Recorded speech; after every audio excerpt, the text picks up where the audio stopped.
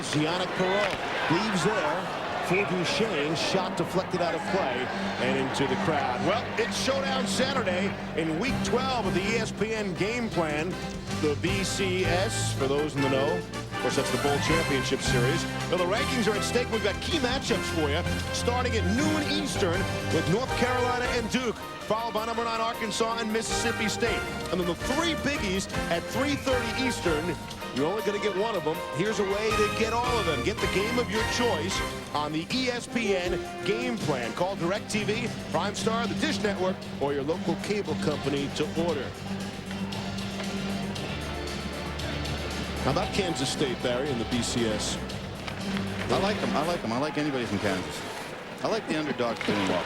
I don't want to see the same team going every year. I don't like anybody from Kansas icing, and then bring it back down in the New York zone.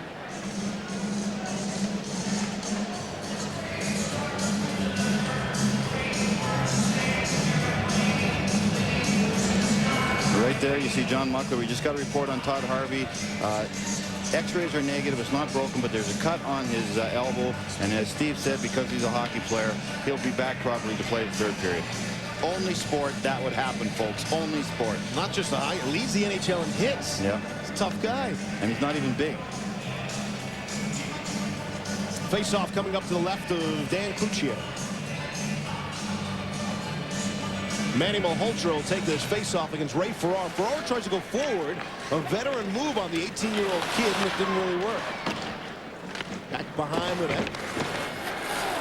Frazier gets to it for New York, and he's able to lift ahead to center. Nordstrom shoot right back in. Kings have looked pretty good here in the 2nd period. They played a good 2nd period. They've carried the play, a lot of it because the Rangers, again, tried to win 3-0, go into that prevent defense. But the Kings got to be an attacking team. With all that size, they got to get it in the offensive zone and do a little cycling. Here's Malhotra trying to break. How about a veteran move right there? The big shot from Knuble. What a play by Manny Malhotra.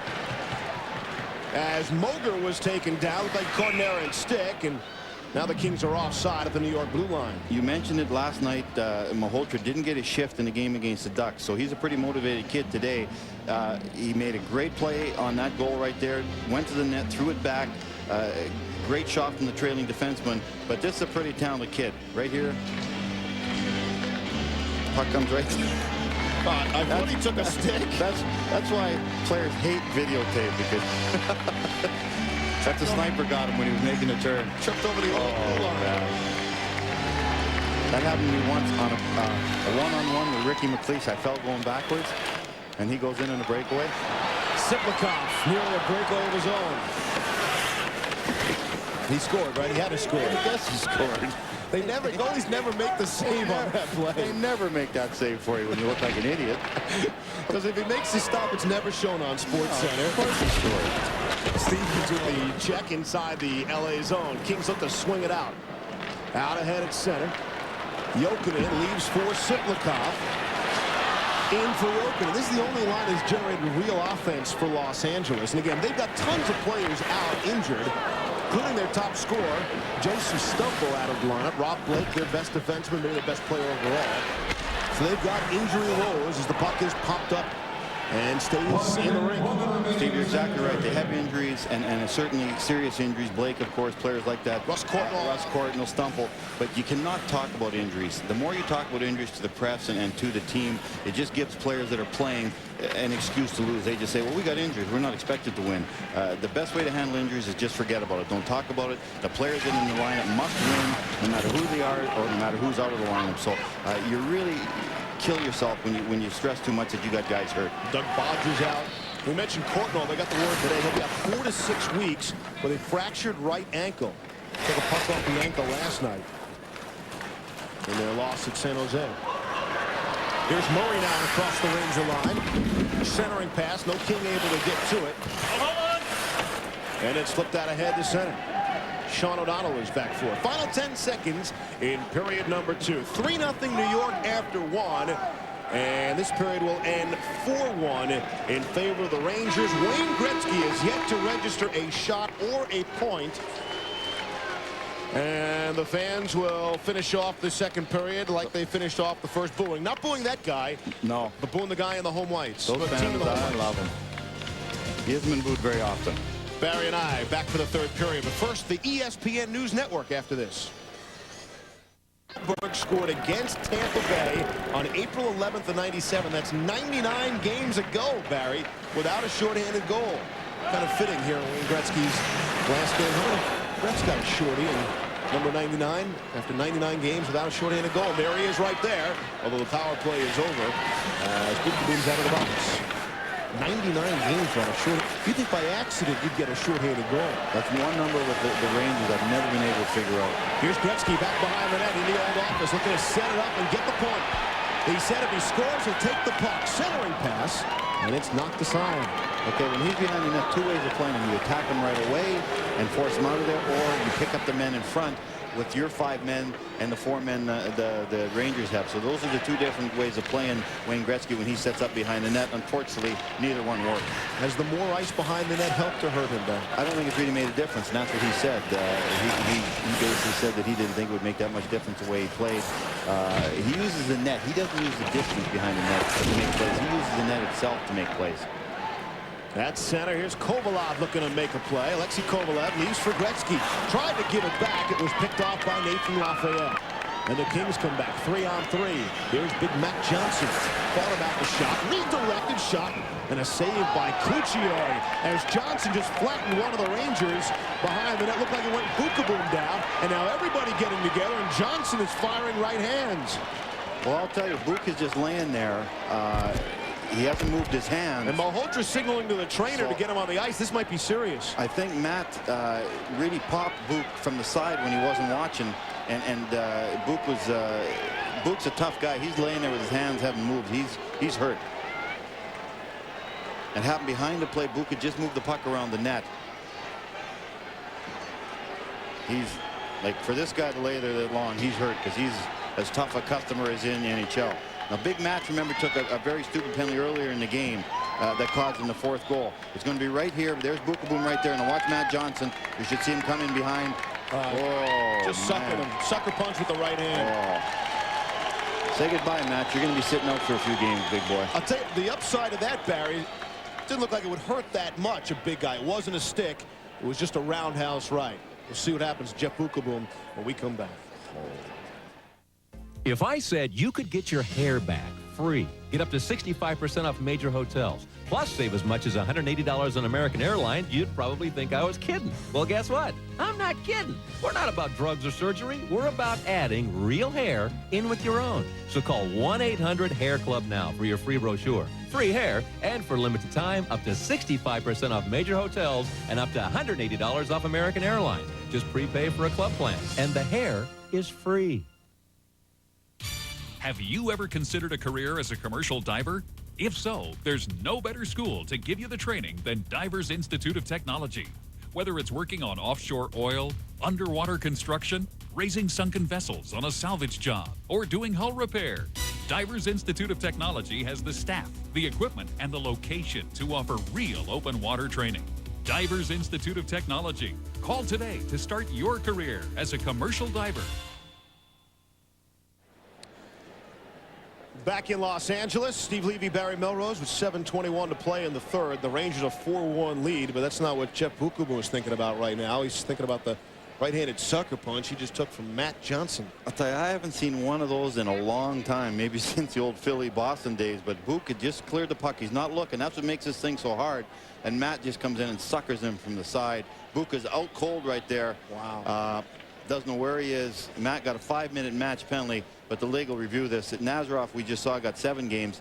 I got to think you're looking at least 5. I'll be very surprised if it's not at least 5 and maybe even 10, because that is intent to injury. He didn't use a stick, but that is just a complete sucker punch, and I think Paulie Campbell will really come down hard on Big Matt Johnson.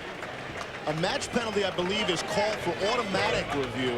Oh, yeah. And, you know, Coley's been dishing out very severe penalties, and I think that's what everybody wants to see. And I'm sure he's probably watching right now. I love Matt Johnson, but this is a severe thing. This is dirty. It's not from the front, it's from behind. It's a sucker punch. Bookeboom's got no chance to protect himself. This should be very, very severely dealt with by the NHL, I think. And I'm one of the guys that don't like to see I'd like to see things settled on the ice, but right there, Book doesn't have a chance to defend himself. Matt's got momentum. Matt just comes in and suckers him. That's a dirty, dirty play from behind like that. The rule book says the referee is required to report all match penalties and the surrounding circumstances to the commissioner of the league immediately following the game in which they occur. I never saw Book do anything to start that. I never saw him slash Matt up the ice or hit him. It's just a kid that took a bad penalty on a fourth goal. He's very frustrated. The whole team's frustrated, and Big Matt did a very stupid thing right there. His tough night continues, but now Jeff Beukeboom is feeling some of his pain. It's a 5-minute power play on the board, a major power play for the New York Rangers, and we'll see how they deal with that. 4-1. I think the only thing left for these fans to root for is a Wayne Gretzky goal in his final game here at the Great Western Forum. Leach and Mertzig will work the points. Gretzky is not on the ice here. And again, you got a 5-minute power play. You can use some different people, but an interesting line. Malhotra, Knuble, and Frazier, the forward lines with this Ranger power play. Here's Knuble. Off for Frazier. These three have combined for a goal in the game tonight. Leach. Cross for Knuble. Shot is stopped. It's still loose, and now the whistle as Lafayette charges into Malhotra. Our question tonight again on Wayne Gretzky in his final game at the Great Western Forum, with so many records and so many great moments. What is Wayne Gretzky's greatest accomplishment? Is it 92 goals in a season, 215 points in a season, or the career assists? We'll tell you what Wayne thinks is his biggest. I would have gone the career assists because that's a longevity thing. More assists than anybody else has points. Barry, your thoughts? I go for the 215 because it says he's a complete player, not just a goal scorer, not just a passer. I don't know how many goals he scored in that season, but it's got to be 70 or 80. And, you know, people are now getting 100 points. Right. So here's a guy that just gets 215 in the same amount of time. Double the points. It's just phenomenal. Of course, Barry's cheating because he knows what Wayne picked. You're so predictable. Interesting, before we gave Wayne those three choices, we asked him point blank, what's your greatest personal achievement? And he said, and I was surprised, he said the 39 goals in 50 games. He said he didn't think that one would be broken. Well, actually, it was the 50 goals in 39 right. games, but don't worry about it. Thank you. 50 goals in 39 games. You'll have a chance of breaking it the other way. 39 goals in 50 games. You're always there. You always got my back. Appreciate that. Here's Kovalov now, spinning away from the check. Centering pass. Gretzky backhand shot. Couldn't sneak it through. He was well covered. Here's Gretz. He's got a lane if he wants it. Fakes the shot. The Kovalev shot is stopped by Legacy. Gretz for Samuelson. Shot and saved by Legacy as well. As there's some pushing and shoving away from the play. Wayne Gretzky, they give him a shot on goal for that? Yeah, they did, I think. So I think that they should have anyways. And that would have made him 5,000. Having 5,000 anything is pretty unbelievable. Actually, Barry, the official word is they did not give him credit. Maybe they thought it was going wide with the goaltender at the side of the net.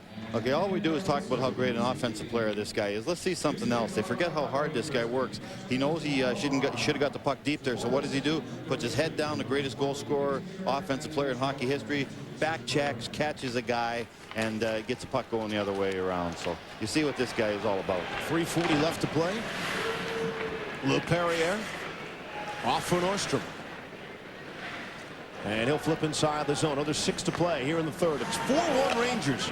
Wayne Gretzky in his final game at the Great Western Forum, where he starred for 8 seasons as a member of the home team here. Of course, the Kings will move into the $350 million Staples Center next year. That's where the freeways, the 110 and the 10 meet. It doesn't mean much to me, but that's where it's going to be, downtown LA. And it's supposed to be an unbelievable building. Everyone's saying the nicest building in the world. I think LA and New York personally should have the 2 best buildings in the world. But the 110 and the 10, people don't know, that's a lot of cars in one area, I'll tell you that much. 2 of the busiest roads in the world meet right where the rink is going to be. It's going to house the Kings, the Lakers, and the Clippers. That's if the NBA ever does come back. That's got to be a first, I think, with all 3 teams in one building. I don't know of another one. We'll have 160 luxury suites back and 55 restrooms. You ever notice how right after they mention luxury suites, they always mention the restrooms? I vote for more restrooms. I think that's a great idea. That at the Staples Center next year when the Kings, Lakers, and Clippers